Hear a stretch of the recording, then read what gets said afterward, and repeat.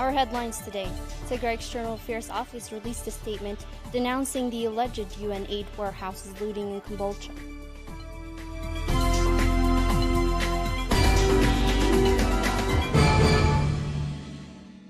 Welcome to all our viewers watching us live through your television screens and other online platforms, YouTube and Facebook. I'm Mary Nimano, will be reading the news for you today. Stay tuned. Proceeding to the details.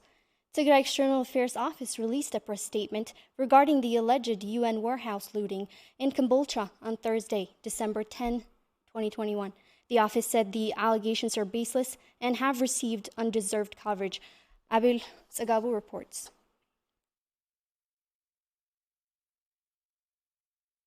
After Tigray forces left the cities of Desce and Kombolcha for tactical arrangements, Ethiopian state-affiliated media started spreading their false reports of atrocities right away. These accusations luckily attracted the attention of international media, regardless of their inconsistency with the facts for tactical arrangements. Tigray External Affairs Office, in its statement on Monday, stated that there were 70,000 metric tons of food and food-related items when Kombolcha came under the control of Tigray armed forces. Of these, 50,000 metric tons belongs to the CRA's US aid and 20,000 metric tons to WFP-UN. The statement said due to the limited operational capacity of the CRS in that area, it was decided that the WFP would take the lead in coordinating humanitarian operations. Consequently, out of the 50,000 metric tons of food stock belonged to the CRS, 17,400 metric tons was allocated to Tigray and 36,400 were allocated to Amhara region, just by the decision of humanitarian agents without any input of the Tigrayan forces, even though the government of Tigray knows the overall humanitarian landscape for Tigray is done elsewhere in the country. The statement also said that the estimated IPC cases in Tigray exceeds 1 million and that the international community should focus on providing quick assistance to those in need of emergency assistance than amplifying the baseless claims coming from the genocidal regime. The government of Tigray also said it expects better from WFP Ethiopia, saying it is imperative to reconsider allegations and set records straight with regard to the report of warehouse looting by Tigray armed forces. Ever since the beginning of the war waged on Tigray by the Ethiopian forces and its allies, so many humanitarian mishaps were recorded. The 13-month-long conflict has caused numerous damages upon the lives of Tigrayans. Regardless of their political involvement, Tigrayans across Ethiopia have been arbitrarily detained and tortured by the government forces. This act has continued to intensify over the months of the conflict. Reporter Fani Lemuru reports. Since the start of the conflict, Tigrayans across Ethiopia have been arbitrarily detained, tortured, and forcibly abducted by government forces. This act has intensified after the declaration of state of emergency by the federal government on November 2, empowering authorities and security personnel to indefinitely detain anyone without court order. Detention of Tigrayans is now being widely exercised in different parts of the country, including the capital. Some Tigrayan Addis Ababa residents gave Tigray TV a phone call to express the inhuman conditions they are in from inside the capital. They came into my house and took my 2 children. I've been crying ever since. They now live in the houses previously owned by Tigrayans after forcefully driving them out of their own property. We're suffering gravely only because we're Tigrayans. Monks who have no connection to any political group are being incarcerated. They are arbitrarily and indefinitely arresting Tigrayans regardless of their political involvements. We cannot even go to church. They're torturing us. The callers said that Tigrayans of all age are being rounded up indiscriminately, and people with chronic illnesses are suffering from the brutality and lack of medical treatment.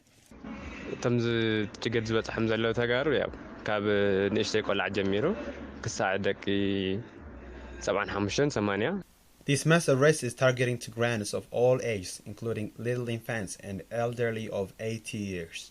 On the top of this, people with chronic illness like TB, HIV, and cancer are in a dire situation, as they have been prohibited from access to any medication.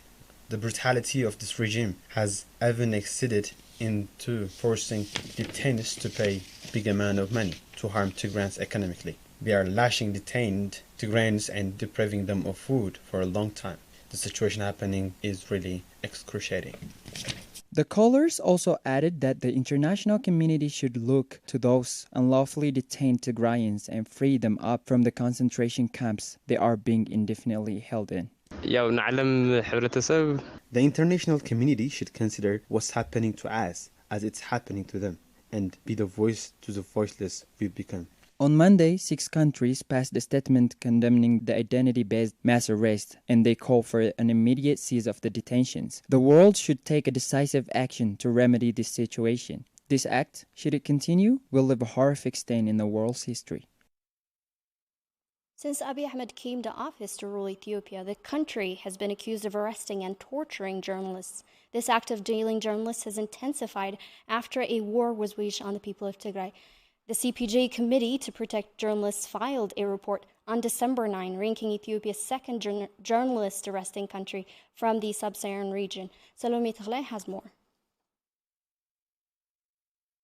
According to an article published by BBC Tigrinya on December 9, Committee to Protect Journalists (CPJ) has put Ethiopia in the second place, comparing all the sub-Saharan countries, for arresting 9 journalists in this year alone. A 2021 report issued by CPJ shows that Ethiopia has become the second sub-Saharan country that has arrested the most journalists, with Eritrea being the first. The report has shown that 9 Ethiopian journalists are currently detained, and that this is a deterioration to the progress of media freedom Ethiopia has shown over the past few years. Editorial Director of CPJ, Arlen Getz, said that the worst decline is being witnessed in Ethiopia compared to the rest of all the sub-Saharan countries. She also added that the increased detention of journalists by Abiy Ahmed's government has placed Ethiopia at the second most journalist arresting country following Eritrea in the sub-Saharan Africa. Director Getz also talked about how the number of journalists arrested has gone up rapidly since the mid of November. It was also stated in the article that more journalists have been detained since the war in Tigray broke out. CPJ also mentioned that it is distressing to see many countries on the list year after year, but it is especially horrifying that Myanmar and Ethiopia have so brutally slammed the door on press freedom. The humanitarian condition in Tigray remains bleak as the siege imposed on the people of Tigray tightens. Lactating women and children in healthcare centers are suffering as the siege left hospitals in Tigray with no medicine and other medical equipment. Our reporters were in Ma'ala Hospital, one of the largest hospitals in the capital, to visit the patients and observe their situation. Abergele has more on this. As the sea tightens, the healthcare system in Tigray has continued to deteriorate, as close to 1 million people find themselves in famine-like conditions and millions more are in need of emergency food assistance. One of the most affected have been mothers, with over 70% said to be suffering from some form of malnutrition affecting the health and well-being of both the children and the mothers, many of whom are unable to receive any medical attention. I came here because my daughter was sick. She's suffering from malnutrition. My husband doesn't have work now. I have children, 6 children. We are still alive because members of our neighborhood are helping us. It's been a year since we have been out of job. I'm not eating, neither is my daughter. She can only feed my breast milk. There is a shortage of food. There is also a shortage of medical supplies here. We are in a difficult situation. It's been 4 days since we came here. There is lack of medication. No one is helping me. I can't cover my livings by my own. I have nothing to eat at home. That's why I'm sick. We need help. We need medication for ourselves and for our children. There is no cash and we need the banks to be open. Jamber Mamu is a general practitioner at Ma'ala Hospital. He says that the hospital has run out of medication and other facilities necessary to treat patients. We have a lot of problems, especially in regards to nutrition. We have no plant nut. There is no water supply and electricity. All is due to the siege. There is lack of medication. We had started giving prescription paper so that they could buy in pharmacy, but the pharmacies too have run out of medication. Even if the pharmacy could find the medication, the patients can't buy the medicines by themselves, as they are expensive, and there is shortage of cash across Tigray. We want to help our patients, but they are dying in front of our eyes. It's such a pity to see people die due to lack of medicine. Since June 28, 2021, right after Abiy's troops have been pushed away from most parts of Tigray, the genocidal regime in Addis Ababa crafted yet another gruesome mechanism to exterminate Tigrayans. He has continued one of his brutal conduct by casting an all-encompassing siege, putting the people of Tigray inside a ring of blockade, and preventing the entry of humanitarian aid, including food and basic medical supplies. A horrific starvation case has unfolded in Quiha, a subcity of Ma'ala, where residents are in immediate need of humanitarian assistance. Abergele reports. The blockade in Tigray has raised the humanitarian crisis from bad to worse, as millions of people are in desperate need of aid such as food and basic medical supplies. Residents in the capital of Tigray, Mekelle, Quiha subcity, have fallen victim of hunger and lack of medication, which puts their lives at risk of death unless immediate humanitarian aid reaches them. Mrs. Badit Desta, Mrs. Kiros Tolde Mariam, and Mrs. Amlosu Belai are residents of Quiha, and they say that they are in desperate situation caused by lack of basic supplies such as food and medicine. We have nothing to eat at home. People sometimes offer us some flour and we bake few breads, but that's not enough. It's very difficult here. Everyone in our neighborhood understands my problem. We usually sleep empty stomach, not only for one day, but perhaps for 2 or more days. We're not having enough food, and we usually sleep on empty stomach. Our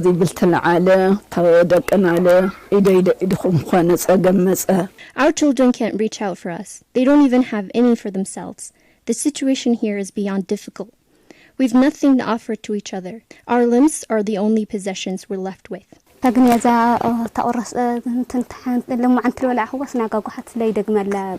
eat a piece of injera today, I won't have one left for tomorrow. I couldn't even get stew for the little piece of injera I seldom get. I just eat it with salt. Mrs. Abadi Desta is a patient suffering from chronic illness, and she says hunger has become unbearable for her as it aggravates her illness and the pain it causes her. She says she is being tormented by both hunger and lack of medication. I mostly get dizzy and I fall. I fainted one day and I regained consciousness 3 hours later. It's been so long since we've had enough food. We seldom eat, and usually not in sufficient amount. The residents say that they are in desperate need of food and medication. They expressed their deep concerns that they are weakening to a level that they may not survive it at all unless they get immediate food and medical assistance. The residents have fallen victim and they have to beg others to reach out for them to save their lives.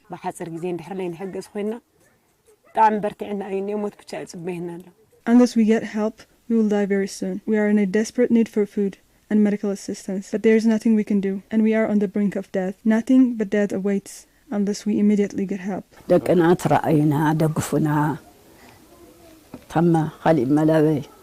We ask our children to help us. We have no one else to talk to, as we're about to die behind closed doors. We have become helpless. If there is no one to help us, my daughter and I will definitely die. Death threatens our lives until someone reaches out for us on time. Right after the Ethiopian and Eritrean troops were defeated and forced out of most parts of Tigray on June 28, 2021, Tigray has been under a complete siege. The blockade has deprived the people of Tigray access to aids of food and basic medical supplies, which resulted in severe humanitarian crisis in Tigray that has killed thousands of people and have left millions suffer from starvation and lack of medication. The war waged on Tigray has been marked with destruction of public infrastructure such as schools, health facilities, and others.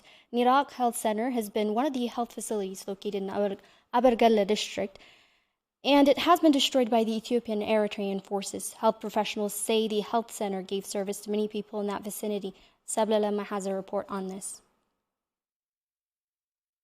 Ethiopian forces and Eritrean troops have destroyed many educational institutions, residential areas, and health facilities during the conflict. Niraq Health Center is one of the health facilities located in Abergele district, which is found in the Amhara region where Ago people live in. Health professionals say that Ethiopian and Eritrean forces destroyed the health center, and this has made it difficult to help their patients.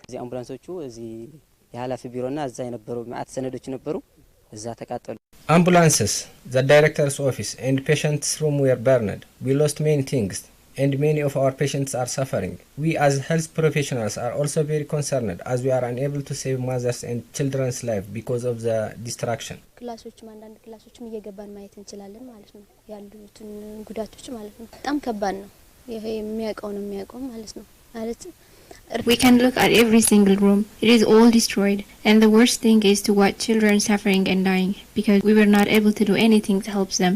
The health professionals also stated that many people in that district are still suffering and dying due to the blockade of roads and banking services. ህፃናቶች የእናቶች ሞት በጣም እየጨመረ ነው ያለው በተለይ እኔ ከ5 ዓመት በታች ህጻናቶችም እየሰራሁ እንደነበር መሆኔ ማለት ነው። The rate of the deaths of mothers and children are increasing. Especially children below the age of 5 are dying as they are unable to get the essential necessities that they need due to the ongoing siege. አሁን TDF ከመጣ በኋላ ብዙ ስራዎች ተሰርቷል። ህዝቡም ተረጋግቶ እየኖረ ነው ያለው። There is no distraction after TDF took over, but mothers are still dying at their homes as there is no ambulance to bring them here. The destruction of public and private facilities by the Allied forces and the siege that followed has caused much devastation and left millions in dire need of urgent assistance in the northern Ethiopia. Unless the international community is able to reach the people in an urgent need of humanitarian aid, many will fall into a catastrophic situation. Ever since the federal government declared war on Tigrayans, brutal killings and horrific gender-based violences were repeatedly reported. In recent months, there have been many reports of sexual violence being committed against women and girls in Tigray. Journalists, aid workers, and researchers covering the Ethiopian crisis have issued a report accusing the Ethiopian and Eritrean soldiers using rape as a weapon of war. Winta Kidana has more on this. It is now indisputable that the outbreak of war in Tigray in November 2020 has resulted in widespread conflict-related sexual violence. These facts were witnessed by Dr. Fasika Amdeslase, a top public health official in the interim government in Tigray, a body established by the federal government, that there have been more than 820 reported cases of sexual violence registered across 5 hospitals since the start of the conflict. Dr. Fasika further asserted that women are being subjected to sexual slavery.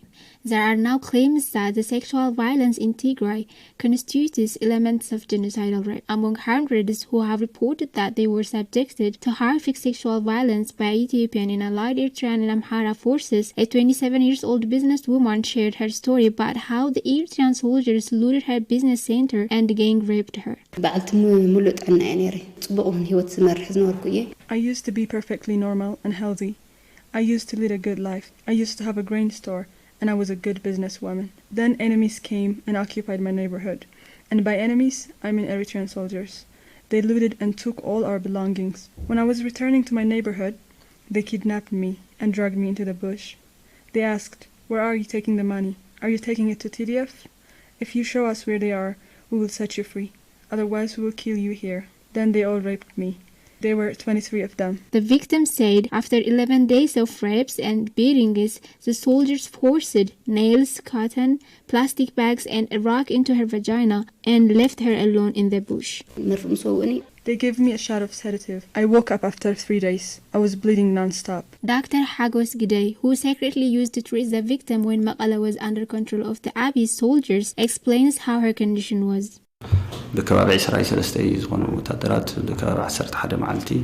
She told us that she was gang raped by more than 23 Eritrean soldiers for 11 days. She mainly came here because her earlier treatments couldn't stop the bleeding in her uterus. We examined her and gave her medicine for about 2 weeks. She's still under follow-up. She is severely hurt. Aside to the psychological pressure she has, she can't control her body and is able to walk with a crutch, or else she would sit for long periods. It's hard to explain.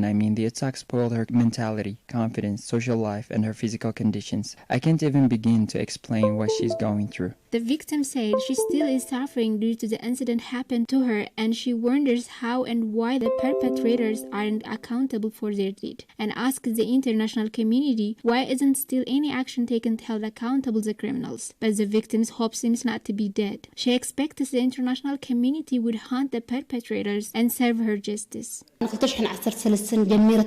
didn't stop sharing my story since 2020. They still continue their wrong deed among the young ones. Why aren't they punished by global laws? They killed us boldly. Why is the world being tricked by false propaganda? Why can't they see the truth? Why can't they see us? Why the voice of the victims still isn't heard? Why is the tear of victims meaningless? Why don't we still get justice? The data compiled by Insecurity Insight on dozens of instances of sexual violence between November 2020 and March 2021 is illuminating. The report includes information on 36 instances of sexual violence that affected more than 100 women. Insecurity Inside reported that Ethiopian soldiers were implicated as the sole actor in 16 events and were reportedly involved in 2 instances of sexual violence in conjunction with Eritrean troops. Of the 12 instances of sexual violence perpetrated by Ethiopian soldiers alone, for which there were details about the location of the event, 5 took place in residences, 3 took place in health buildings, and 1 took place in military camps. The forms and nature of sexual violence committed by Eritrean soldiers appear to meaningfully differ from the pattern of sexual violence by Ethiopian soldiers. The Insecurity Inside data records 12 instances of sexual violence committed by Eritrean soldiers acting independently. Of the 8 instances of sexual violence committed by Eritrean soldiers alone, in which there were recorded details about the location of the event, 3 took place in a military camp. An armed group's pattern of wartime sexual violence can reflect that organization's characteristics. Previous work on sexual violence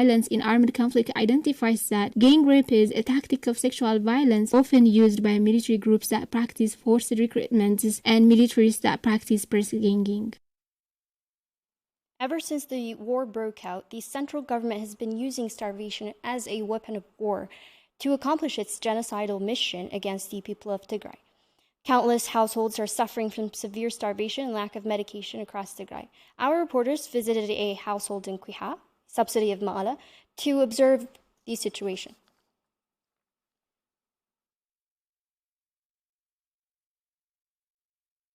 Taken Oldeslassie is a resident of Quiha, a subcity of Mekelle. She and 7 members of her family are suffering of severe starvation because of the all-encompassing siege casted upon Tigrayans by the central government of Ethiopia. Taken describes the dire situation of her family as follows.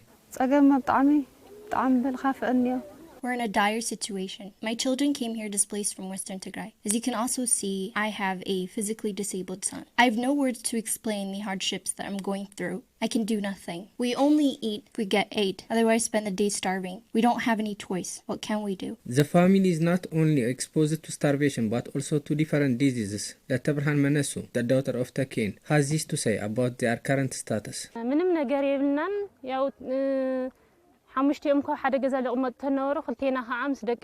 We have nothing. 5 of my siblings used to live together in this house, but me and my sister came here to live with them after we were forced to displace from Western Tigray, along with our children. We're having a difficult time as it's impossible to find paying job these days. On the top of that, all our assets had been looted by the Ethiopian and Eritrean forces, their other allies, and now we have nothing to eat at home. As you can see, the children are suffering of skin disease. We can't even afford to buy a medicine. Takin has a chronic illness, and her body weight is declining from day to day, as she was forced to terminate her medication as a result of the siege. She says this about her current situation. As I'm forced to terminate my medication, my weight has declined up to 32 and 30 kilograms. The doctor kept asking me about the reason of my weight loss, and I told them it's because of hunger. The health professionals also couldn't do anything other than being concerned for my condition. I can do nothing, and there's also no medicine. You won't be able to find any medicine, even if you have the money, but I've none of it. I'm suffering from gastritis and anemia. I'm just spending the days waiting